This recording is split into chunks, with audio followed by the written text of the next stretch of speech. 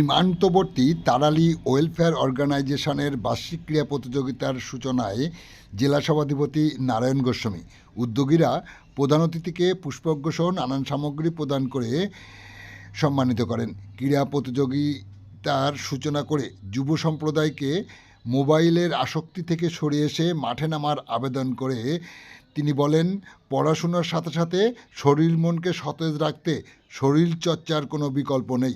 বলতে গিয়ে কি বললেন তিনি শোনাবো আপনাদের। করতালি দেবেন সবাই।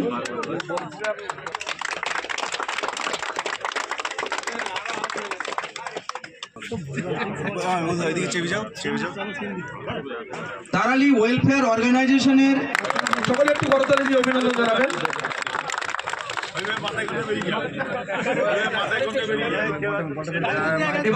এবার আমরা ফুটবল মাঠের মাঝখানে হাকিমপুরের ছেলেরা আবার উদ্ধার করল। নকআউট প্রতিযোগিতা, বড় বড় টিম আসবে, খেলবে, ইত্যাদি ইত্যাদি। কিন্তু আরো বেশি করে নতুন প্রজন্মের বাচ্চাদের ফুটবলে আনতে হবে। স্বামী বিশ্বন্যাসী তিনি বলেছিলেন, ঘরে মাঠে ফুটবল খেলা ভালো। কি বলছেন? যিনি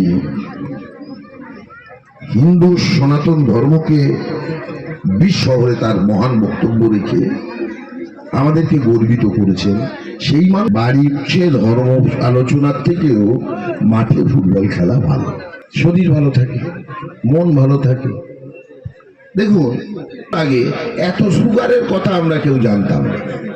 এখন কথায় কথায় বলে আমার সুগার হয়েছে, ছিল না। কেন? মানুষ মাঠে ছিল। আর এখন মানুষ কোথায়? এর মধ্যে ঢুকে যায় না, ক্যালোরি বার্ন হচ্ছে না, চর্বি জমে যাচ্ছে আমার মধ্যে।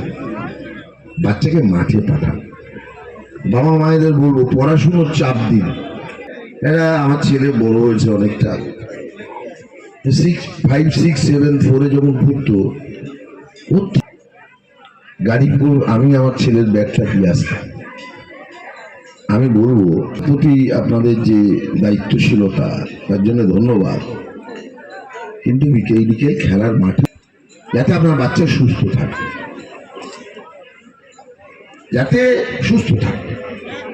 বোধহয় একদিন রাত্রিবেলা 8টার মধ্যে আমি বাড়ি চলে গেছি। তো গিয়ে সোফায় একটা ল্যাপটপ নিয়ে কানে এরম কি 2-4টি মতো ওই গান গায় যারা, তারা রেকর্ডিং এ বসে বসে করছে।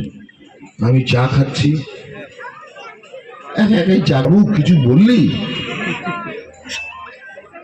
মাত্র আমার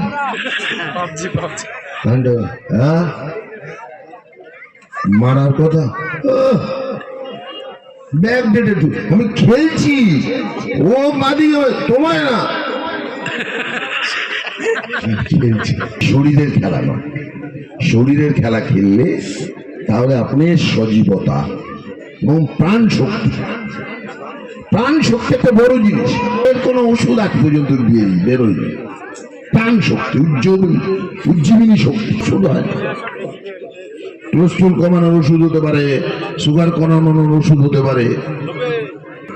এটা আপনাকে শরীর কসরত ছাড়া, ফ্রেশ বিশুদ্ধ অক্সিজেন